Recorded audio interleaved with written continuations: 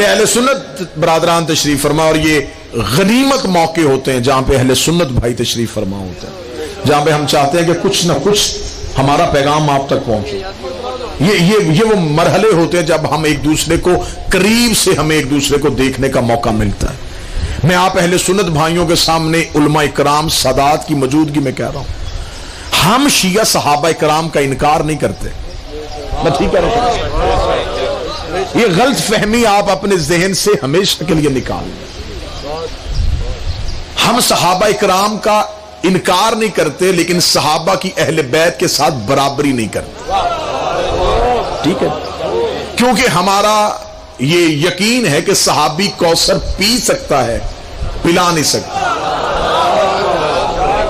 صحابہ کرام نے رسول کے ساتھ زندگی گزاری ہے، محبت کرتے ہیں، وہ جنت میں جا سکتے ہیں،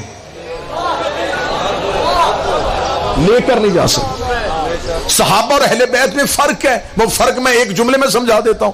جو نبی سے پیار کرتے تھے انہیں صحابی کہتے ہیں، جن سے نبی پیار کرتا تھا انہیں اہل بیت کہتے ہیں۔ مولا حسین جو نبی سے پیار کریں وہ صحابی، جن سے نبی پیار کریں وہ اہل بیت، جو نبی کو اٹھائیں وہ صحابی، جن کو نبی اٹھائے وہ اہل بیت، جو نبی کے ہوں وہ صحابی، جو نبی سے ہوں وہ اہل بیت ہے۔ صحابی نبی سے نہیں ہے، نبی کے ہیں۔ اہل بیت نبی کے نہیں ہے، نبی سے ہے۔ یا علی انت منی، اے علی تو مجھ سے، الفاطمہ تو بازا منی، فاطمہ مجھ سے، حسن منی، حسن مجھ سے، حسین منی، حسین مجھ سے۔ ادھر کے ہے ادھر سے ہے۔ درود کے والوں پہ نہیں ہوتا، سے والوں پہ ہوتا۔ اور پھر جن پہ درود پڑھا جائے ان کی خطائیں نہیں ڈھونڈا کرتے۔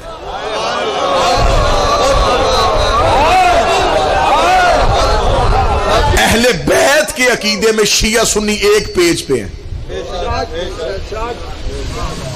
ہم شیعہ سنی دونوں گروہوں کا عقیدہ ہے کہ نبی کے اہل بیت سردار ہیں، صحابہ ان کے نوکر ہیں۔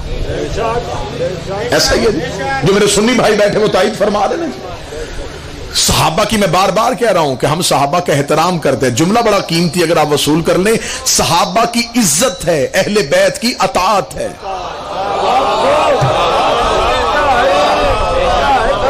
عزت ہوتی ہے غیر معصوم کی، اطاعت ہوتی ہے معصوم۔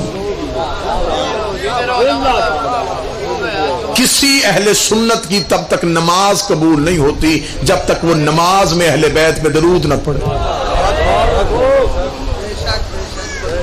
اگر آپ درود سے بھی اہل بیت کو نکال دیں گے تو سورہ فاتحہ تو پڑھتے ہیں کہ نہیں پڑھتے؟ میں سورہ فاتحہ میں آپ کو اہل بیت دکھا دیتا ہوں۔ سورہ فاتحہ کا تو کوئی مسلمان منکر نہیں ہے، سورہ ہم تو پڑھی جاتی ہے کہ نہیں پڑھی جاتی؟ تو وہاں سورہ الحمد میں کیا کہتے ہو؟ ایاک نعبد و ایاک نستعین، عبادت بھی تیری کرتے ہیں، مدد بھی صرف تجھی سے چاہتے ہیں۔ خدا کہتا کس بات کی مدد؟ اہدنا الصراط المستقیم، ہمیں صراط مستقیم دکھا یا قائم رکھ۔ سنی بھائیوں کا ترجمہ ہے دکھا، شیعہ کہتے قائم رکھ۔ میں سنی بھائیوں والا ترجمہ پڑھ دیتا ہوں، ہمیں صراط مستقیم دکھا، سیدھا رستہ دکھا۔ خدا کو پھر خود ہی بتا رہے کہ وہ رستہ کن کا ہے، صراط الذین انعمت علیہم، رستہ ان لوگوں کا دکھا جن پہ تیری نعمتیں نازل ہوئے، جن پہ تیرے انعام نازل ہوئے۔ اب اللہ کی نماز میں لوگ کہاں سے آ گئے؟ کیونکہ آپ نے تو کہا تھا کہ نماز میں غیر اللہ کا تصور آئے تو نماز باطل ہو جاتی ہے، تو اس کا مطلب ہے کہ یہ نماز میں صراط الذی نہیں کہا، صراط الذین ان لوگوں کا رستہ دکھا۔ یہ جن کا رستہ مانگ رہے ہو یہ اہل بیت ہیں۔ کسی کی نماز قبول نہیں ہے جب تک آل محمد پہ درود نہ پڑے، بلکہ امام شافعی کہہ گئے کہ کوئی نماز نہیں ہے سوائے آل محمد کے درود کے۔ آل محمد پہ درود پڑھو گے تو اللہ نماز کو قبول کرے گا۔ تو جن پہ درود پڑھے جائیں پھر ان کی غلطیاں نہیں دکھی، پھر ان میں خطائیں نہیں ڈھونڈا کرتے، ان کی صرف اطاعت کیا کرتے ہیں، انہیں صرف معصوم سمجھا جاتا ہے۔ میں سلام کرتا ہوں اہل سنت علماء کرام کو، ان مشائخ عظام کو جو آج بھی ایسی گستاخی پہ آواز اٹھاتے ہیں کہ سیدہ معصومہ ہے، سیدہ صدیقہ ہیں بلکہ صدیقۃ الکبریٰ ہیں. اگر آج بھی کوئی مولوی آپ کے درمیان آپ ہی کا لباس پہن کے آپ کو گمراہ کرنے کی کوشش کرے کہ معاذ اللہ ان میں تو معصوم ہو ہی نہیں سکتے، تو پھر آپ ان سے اتنا پوچھئے گا کہ آپ مریم کو معصومہ مانتے ہیں کہ نہیں مانتے؟ اگر وہ کہے گا کہ ہاں جناب مریم معصومہ ہے، تو پھر مصور پاکستان ڈاکٹر علامہ اقبال کہہ گیا تھا مریم یک نسبت عزیز زہرا سے نسبت عزیز. مریم کے پاس صرف عزت کا ایک رتبہ ہے کہ وہ عیسیٰ کی ماں ہے. زہرا کے پاس تین نسبتیں ہیں، وہ نبی کی بیٹی ہے، وہ علی کی زوجہ ہے، وہ حسنین کی امنا ہے. اس کا باپ نبیوں کا سردار ہے، اس کا شوہر ولیوں کا سردار ہے، اس کے بیٹے جنت کے سردار ہیں. جس بی بی کے گھر میں اتنے سردار ہوں وہاں کسی کمی کے بھونکنے کی اوقات ہی کیا؟ جو سرداروں کے گھر میں رہتی ہے. شفاعت کرنے والا گھر صرف آل محمد کا ہے.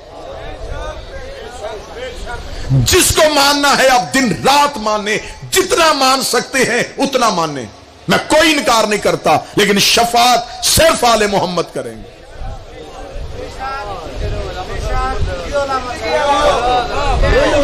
آل محمد کے علاوہ آپ کو کوئی جنت نہیں لے کے دے سکتا. ملتان میں کسی نے ایک دکان کا سودا کرنا ہو، کس سے جا کے کرتے ہو؟ جو اس دکان کا مالک ہو. آپ دھیان ادھر ادھر لے کر جملہ آپ نے ضائع کر دیا. آپ نے 5 مرلے پلاٹ لینا ہو، پہلے بندوں سے پوچھتے ہو کہ مالک کون ہے. ساری زندگی جنت ڈھونڈتے رہے اور مولوی سے پوچھا ہی نہیں کہ جنت کا مالک کون ہے.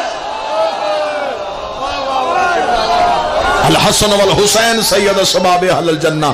حسن حسین جنت کے سردار. یہ شفیع المسلمین نہیں، شفیع المذنبین ہے.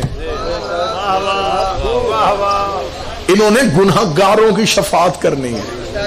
فرشتے پکڑ کے دوزخ کی طرف لے کے جا رہے ہو، صرف اس گھر کے پاس اللہ نے اختیار دیا ہے. یہ بازو پکڑ کے چھڑوا سکتے ہیں، واپس کر، یہ ہمارا ہے. یہ اعزاز صرف تیرے نبی کے خاندان کے پاس ہے، اس کے علاوہ کسی کے پاس یہ صحابہ تو اپنی شفاعت کے لیے خود آل محمد کے پاس جاتے. ہمارے شیعوں میں جب کوئی مر جاتا ہے تو ہم اس کے کفن پہ دعائے جوشن کبیر لکھتے ہیں، ناد علی لکھتے ہیں، چہاردہ معصومین کے نام لکھتے ہیں. ہمارے ہاں کفن میں نام لکھے جاتے ہیں. میرے ایک اہل سنت عالم دین دوست تھے، وہ میرے ساتھ ایک جنازے پہ گئے تو انہوں نے کہا جی میں نے کفن دیکھا، اس کفن میں بہت کچھ لکھا ہوا تھا، یہ کیا لکھا ہے؟ میں نے کہا جی اس میں پنجتن کے اسماء مبارکہ ہیں، 14 معصومین کے نام ہیں. تو یہ کچھ، اس نے کہا یہ سب کچھ لکھنے کو اس کا کوئی تک نہیں بنتا، آپ کیوں لکھتے ہیں؟ میں نے کہا یہ ہمیں کسی صحابی نے بتایا تھا. یہ نسخہ کیمیا ہمیں ایک صحابی دے کے گئے ہیں، ہم ان صحابی کی وجہ سے. اس کی صحابی نے کہا ہے. میں نے کہا جی آپ کی کتابوں میں لکھا ہے کہ جب ایک صحابی کے بیٹے نے جا کے اپنے باپ سے شکایت کی تھی کہ بابا مجھے بازار میں کھڑے ہو کے حسن نے کہا ہے کہ تو میرے نوکر کا بیٹا ہے، تو باپ نے کہا تھا بیٹا فوراً جا مولا حسن سے کہے یہی بات مجھے لکھ کے دے دے. تو بیٹے نے کہا تھا بابا اگر وہ لکھ دے کہ میں غلام کا بیٹا ہوں تو پھر اس لکھی تحریر کا کیا کرنا ہے؟ تو اس صحابی نے کہا بیٹا جب میں مر جاؤں تو میرے کفن میں رکھ لینا، کیونکہ جنہیں یہ غلام کہہ دے ان سے فرشتے حساب نہیں لیتے. یہ جنہیں اپنا غلام لکھ دیں.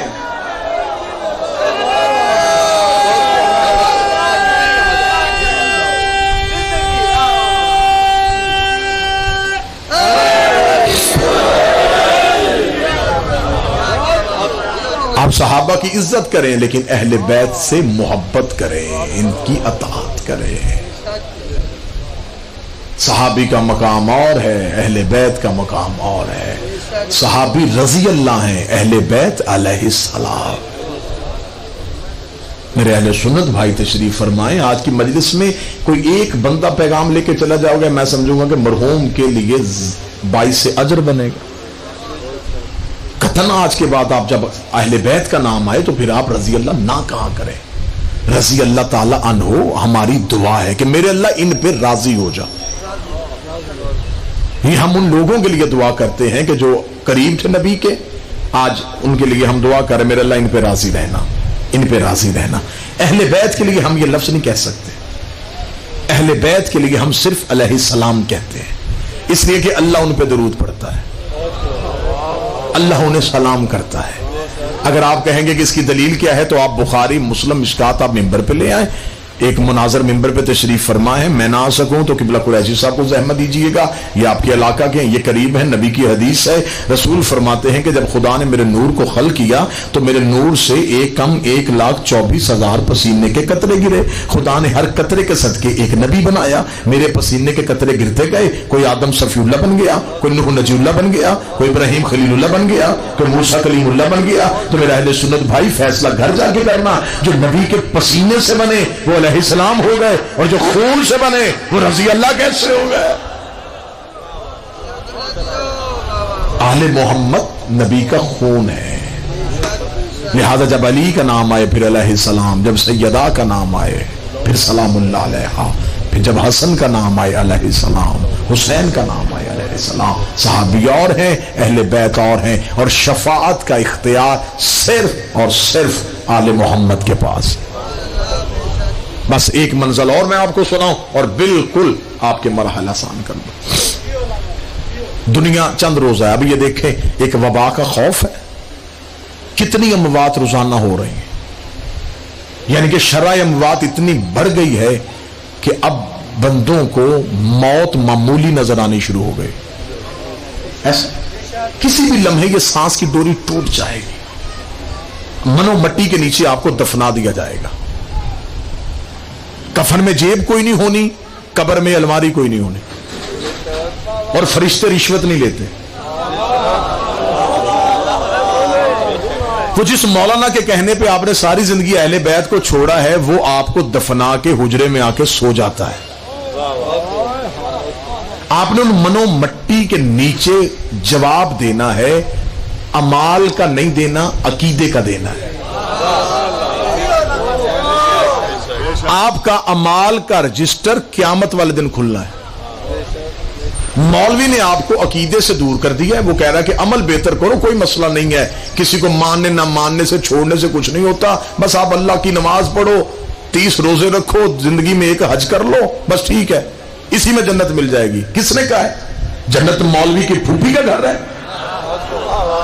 کہ صرف اس وجہ سے مل جائے؟ ایسے کیسے مل جائے گی جنت؟ اللہ نے قبر میں فرشتوں کو جو بھیجنا ہے انہوں نے نمازیں نہیں دیکھنی, انہوں نے عقیدہ دیکھنا ہے. انہوں نے پوچھنا تیرا رب کون ہے, تیرا نبی کون ہے, تیرا دین کیا ہے, تیرا قبلہ کیا ہے, تیرا امام کون ہے. میں شیعہ اہل سنت دونوں گروہوں کے سامنے کہہ رہا ہوں, جو نماز ہاتھ باندھ کے پڑھتا ہے اپنی مرضی سے نہیں پڑھتا, اپنے امام کے کہنے پہ پڑھتا ہے. جو ہاتھ کھول کے پڑھتا ہے وہ بھی اپنی مرضی سے نہیں پڑھتا, امام کے کہنے پہ پڑھتا ہے. اب یہ لڑائی ختم کرو کہ نماز کس کی ٹھیک ہے, پہلے یہ طے کرتے ہیں امام کس کا ٹھیک ہے. ہاتھ باندھے ہیں تو امام کی وجہ سے, کھولے ہیں تو امام کی وجہ سے. اس لیے خدا نے کہا قبر میں ان سے پہلے امام پوچھو, اگر ان کا امام والا جواب ٹھیک ہے پھر قیامت والے دن اعمال کا رجسٹر کھول لینا. کیونکہ نمازیں پڑھی ہیں تو امام کے کہنے پہ, روزے رکھے تو امام کے کہنے پہ, زکوٰۃ دی تو امام کے کہنے پہ, حج کیا تو امام کے کہنے پہ. پہلے یہ تو پوچھو کہ امام کون ہے.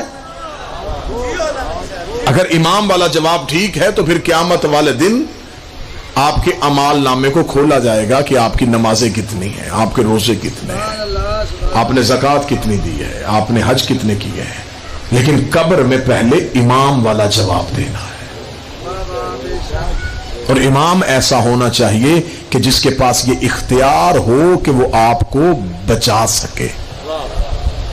اللہ نے آپ کو عقل دی ہے نا جی, اس عقل کے تحت آپ کیا کام کرتے ہیں. موٹر سائیکل کے کاغذ پورے نہ ہو, بچے کو پولیس والے پکڑ کے حوالات میں بند کر دیں تو باپ کو خبر پیچھے ہے تو باپ تھانے کسی معزز کو لے کے جاتا ہے.